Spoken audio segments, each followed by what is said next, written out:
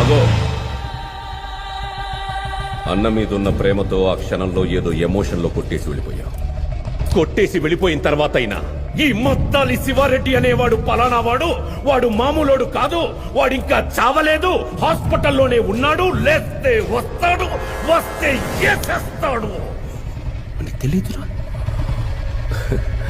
నేను హాస్పిటల్లో ఉన్నప్పుడు నీ గురించి ఏం ఆలోచించానో తెలుసా? శివారెడ్డి నుంచి ఎలా తప్పించుకోవాలి, ఎక్కడ దాక్కోవాలి అని పారిపోయి ఉంటావు. నిన్ను పట్టుకోవడానికి ఎక్కడెక్కడ వెతకాలి, ఎన్ని రోజులని వెతకాలి అని ఆలోచించా. కానీ నువ్వేంట్రా, అసలు ఈ మద్దాలి శివారెడ్డి అనే వాడే నీ లైఫ్ లో లేనట్టు, వాడితో అసలు నీకేమీ జరగనట్టు హ్యాపీగా బైక్ వేసుకుని హైదరాబాద్ మొత్తం ఇంత నార్మల్ గా ఇంత కూల్ గా ఎలా తిరుగుతున్నావురా నువ్వు? ఎవరు సార్ మీరు? ఎవరు సార్ మీరు? నేనెవరో నీకు తెలీదు. మీరేం మాట్లాడుతున్నారు? మీరు ఎవరు అనుకుని ఎవరితోనో మాట్లాడుతున్నారు?